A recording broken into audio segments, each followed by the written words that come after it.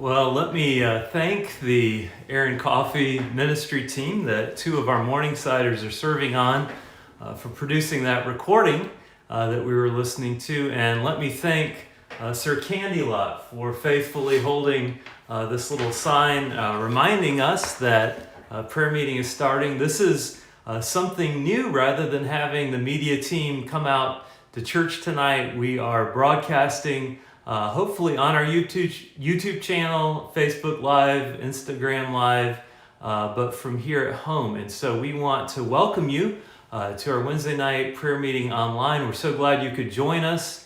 And usually, if things were normal, on a Wednesday night we would have a prayer devotional or a missionary report, and that would last about half an hour, and then the next half of the hour we would spend praying. That's why we call it prayer meeting.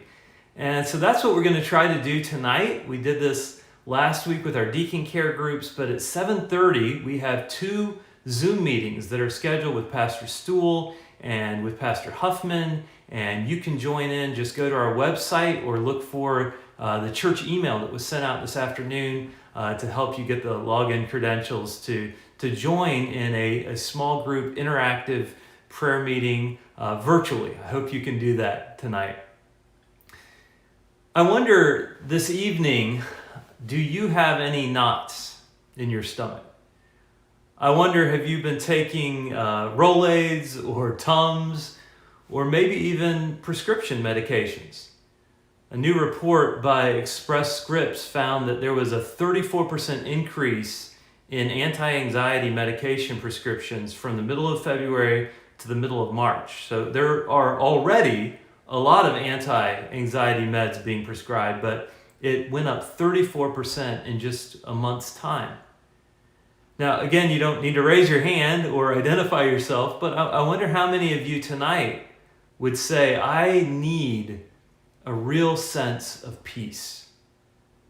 Probably most of us could say that because there's always something to worry about, but now there are more reasons than usual. We used to worry about things like, am I going to have enough money to afford a tank of gas in my vehicle? I remember 10 years ago filling up the tank of my 16-year-old minivan and thinking that tank of gas might be worth more than the car itself. Well, now we're worried about the price of oil plummeting so quickly, and we're worried about whether we'll be able to ever fly again or drive long distance again. We used to be stressed out about how much we had to do. How are we ever going to keep up with it? Now we're worried about whether we'll have anything to do again, whether we'll keep our job or get a new one. We are worried about the uncertainty of this pandemic. We're worried about the economy. We're worried whether our loved ones will get the virus. We're worried about how long we'll be stuck in quarantine. We're worried about providing a living for our family. We're also worried about keeping from killing our family and each other when we're stuck together in this quarantine. And so that's why a passage like the one I'd like for us to turn to tonight, Philippians chapter 4, is a very familiar passage that we've looked at before, but it's very vital. And the reason it's vital is because its scope is universal. It starts out with universal words like nothing and everything, which means that it applies to all of us. And that's, again, a good thing because probably all of us are struggling with anxiety to some degree.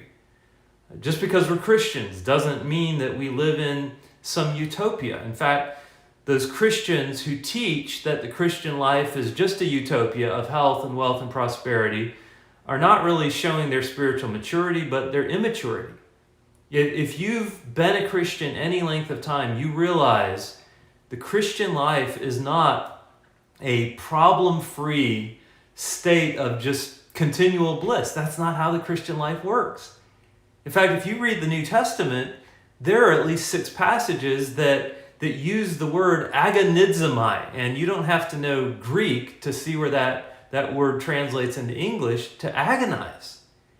And that word is applied, agonizomai, to the Christian life, to our discipleship. Almost every aspect of our Christian walk involves pain, involves agony. None of us can expect to escape that this side of glory. It's just not going to happen. Our cares are like grass during the rainy season. You think you have everything cut down, and 2 days later, new cares have sprouted up again. And the older you get, the more you realize that rather than leaving your cares behind, you usually just keep collecting more and more. And that's why tonight we need to hear this word from God through the pen of the Apostle Paul in Philippians chapter 4. We see, first of all, in verse 6 that we are given a command of what we need to worry about. Look at the first few words of verse 6 here in Philippians 4. Here's the command: be careful or anxious. That's the imperative. You say, great, that's exactly what I wanted to do. I wanted to be anxious. I wanted to worry myself to death. But then what does Paul say we get to worry about? Be careful, be anxious for nothing. The word careful means full of care. Paul says you should be that way about nothing. There is nothing that you should be full of care over. There's nothing that should dominate you with anxiety. Now, that's easy to say, be careful for nothing, but it's hard to obey. I mean, when it comes to our lives, when it comes to the reality of COVID-19, it may be easy to say be careful for nothing, but is it easy to obey? The fact is that naturally we think it's my responsibility to be concerned about the cares of life. And in one sense, yes, they are my responsibility. It is my responsibility to care about my family, to care about my future, to care about my finances. But it's not my responsibility to obsess with worry. It's not my responsibility to just be full to the brim of care. Yes, we have legitimate cares, but no, we don't have to be full of care. You say, well, okay, so then how do I live in a world like this, in a COVID-19 world, without having a heart that is full of anxiety, that's full of care? If we could right now have a brief interview with the Apostle Paul and somehow beam up into heaven and have him come down in a Zoom meeting and join us tonight for our prayer meeting, put a big picture of him up on the screen next to me, we might ask him something like this: Paul, be careful for nothing? I mean, that's just too difficult. That's too much. That's impossible. How can we not look down the road of the future with all of the unknowns, all the question marks, all the contingencies, and not be full of care? How can we face what we're facing right now and not be anxious? And Paul would reply, you cut me off in the middle of the sentence. Look back at verse 6. If these cares of life are our responsibility, yet we're commanded not to worry about them, then what do we do about them? What can we do about them? Well, let's continue in verse 6 where we see the means for obeying the command. Verse 6 again. Be careful for nothing, that's the command, but here's the means: in everything by prayer. And then he gives 3 specific aspects of prayer that we're going to look at on another Wednesday night when we finish this part of the text. And supplication, with thanksgiving, let your requests be made known unto God. So first, we just want to see overall that the means for dealing with anxiety that Paul prescribes here, the cure for anxiety, is prayer. And so that's why it's fitting on a Wednesday night at a prayer meeting, this virtual prayer meeting, that we would look at prayer as a means for dealing with anxiety. Paul takes everything, literally, and he turns it around. Do you see how he does that in verse 6? Notice the 2 universals, nothing and now everything. He says, be careful for nothing. Whatever you could possibly worry and obsess over, don't. But instead, take everything and pray about it. In other words, the same things you're going to worry about over here, take those very things and pray about them. We've said this before, let your cares become your prayers. The cares of your life should become the raw materials that make up your prayers. See, anxiety and prayer are polar opposites. Anxiety is taking all of that worry, that the care that you become full of, and placing the burden on yourself. Prayer is saying, I'm going to take those same worries, but I'm going to place them on God. I'm not going to take all those worries on myself. As soon as I feel that worry creeping up, as soon as I feel the hand of worry gripping my heart, I'm going to peel it off and I'm going to give it to the Lord in prayer. I'm going to cast those cares on Him, knowing that He cares for me. Prayer is gladly admitting your only strength is God's strength. Your only hope is in the Lord. That the only one who can handle all of these problems that you're facing right now is not you, it's Him. So Paul says, be anxious for nothing. Instead of trying to peer into the crystal ball of your future and make a list of what ifs, instead of reading news report after news report and all these different conflicting reports that we're getting. I saw a funny Facebook post, video about that today, how it seems like they're talking out of both sides of their mouths. And instead of taking all of these cares and heaping them higher and higher on your back, like Christian in Pilgrim's Progress, with that ever-increasing burden before he comes to the foot of the cross, take them to the Lord. Rest in God's providence. Take your care list and turn it into a prayer list. But in everything by prayer. Everything. Whatever it is, tell God about it. Anything and everything. The food that you need to eat, the car that you drive or wish you could still drive, the toilet paper that you need to procure and it seems very difficult to get right now, from your long-term retirement to your short-term to-do list, you can take anything to the Lord in prayer. There's nothing too big for Him to handle. He's not going to be surprised. He's not going to be shocked or taken off guard. And there's nothing too small for Him to care about. I mean, this is the Lord who cares about little birds that fall out of a tree, who cares about wildflowers in a field, who cares about dirty birds, the crows in the air.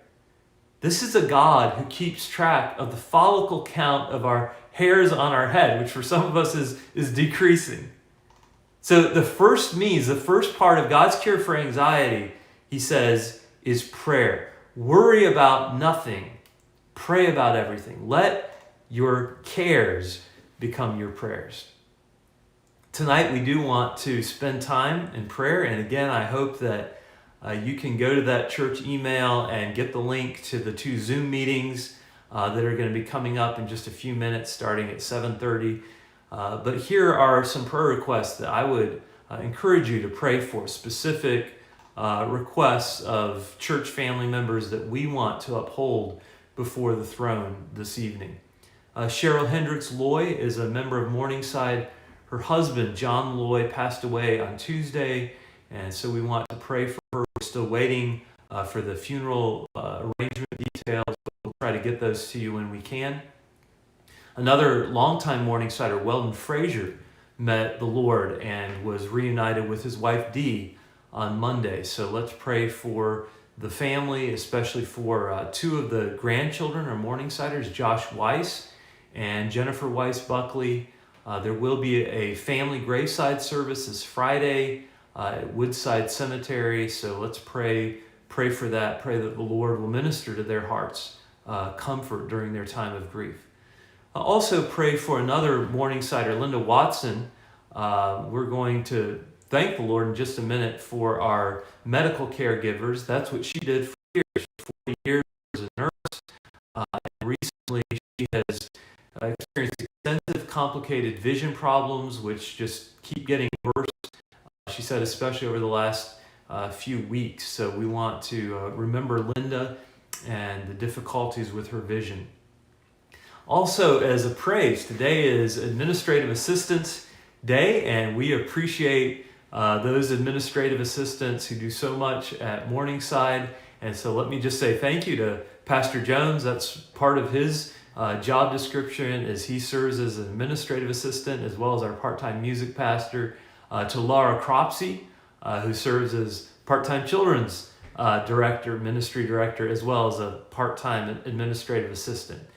To Laura Jackson and Jennifer Michaels, who are on the morning side, and then to Kathy Berger and Marla Fields, and then also to Barbara Wilcox, has for a number of years been coming in and assisting just as a volunteer in the office. So we want to say thank you to our administrative assistants today. We also want to say thank you again to our medical caregivers. We have a wonderful network of caregivers in Greenville and a number of medical caregivers here in our church. And we have been trying to express our appreciation in a small way. We assembled 72 bags with different care items, a water bottle, masks, mints, granola bar, candy, some of our church literature, and a small Chick-fil-A gift card. And Beth Smith, who works for Prisma Healthcare, was able to deliver those gift bags to her fellow co-worker, Cindy Steves, who works at Palmetto Pulmonary Doctors, which services St. Francis, has delivered her supply of medical appreciation bags. And so we've gotten several photos, we've gotten several thank yous from these caregivers, and we were just trying to say thank you to them. We appreciate the care and the compassion that they give to the community, and we especially appreciate the numerous Morningside medical caregivers who are part of our church. And so we want to say thank you, and we're able to send something in the mail to them as a thank you as well. Another praise/prayer request is that Vision 2020 is sending food relief to some of the really hard-hit areas of India, as well as, of course, the gospel. And so we appreciate Jim Starr and many national pastors over in India, and we are sending a $1,400 gift from the church. The pastors voted yesterday in our staff meeting to send, and that's within our staff limits, and so we want to send that. That was on Pastor Miller's recommendation as well as Dr. Starr, and so we are appreciative of what Vision 2020 is doing to give rice and food relief to these areas of India, as well as to share the gospel. Again, we know that one of the parts of our prayer meeting that we miss the most is the fellowship and actually seeing each other, interacting with each other, and praying for each other. And missing that has been difficult for many of us. The longer this wears on, the harder it gets. And so at this time, we want to offer some options for you to connect.